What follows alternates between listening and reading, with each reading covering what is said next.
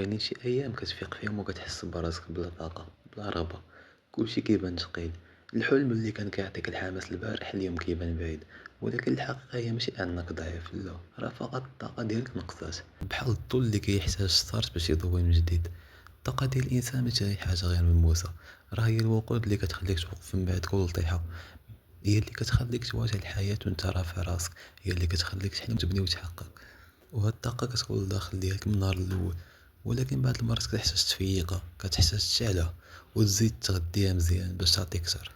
وبالمناسبة هاد الموضوع جاب متتبع من القناة، شكرا ليا بزاف ومرحبا بأي أفكار منكم. باش تعيش بطاقة قوية خاصك أولا تعرف منين كتجي.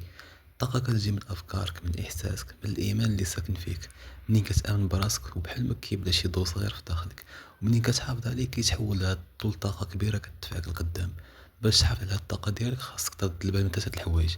أولا الناس السلبية راهم بحال الحفرة، غير كيشدوك لتحت بلا ما تحس. ماشي ضروري تكرههم من الأول، ولكن ضروري تحمي طاقتك منهم. المحيط عنده تأثير كبير عليك.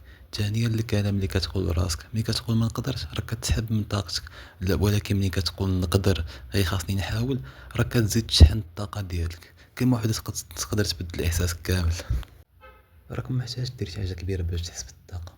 بعض المرات كتحتاج غير تنفس مزيان أو تمرين بسيط أو هدف صغير كتحققو، كافيين باش يشعلوك من جديد. ما تسناش شي حد يجي يعطيك الطاقة، ما تسناش الظروف تبدل الناس ولا الناس تشجعك. راه الطاقة كتجي من الداخل، من القرار اللي كتديه في هاد اللحظة، انك توقف وتحارب وتكمل الطريق مهما كان صعيب. كل نهار زيد هو فرصة باش تحن طاقتك من جديد، باش تقول انا مازال هنا ومازال قادر نحقق اللي بغيت. الطاقة هي الحياة، واخا الطريق تكون مظلمة الضو ديالك يكفي باش يفتحها قدامك. خلي الطاقة ديالك سلاحك وخليها تكون السبب اللي يخليك ما توقفش.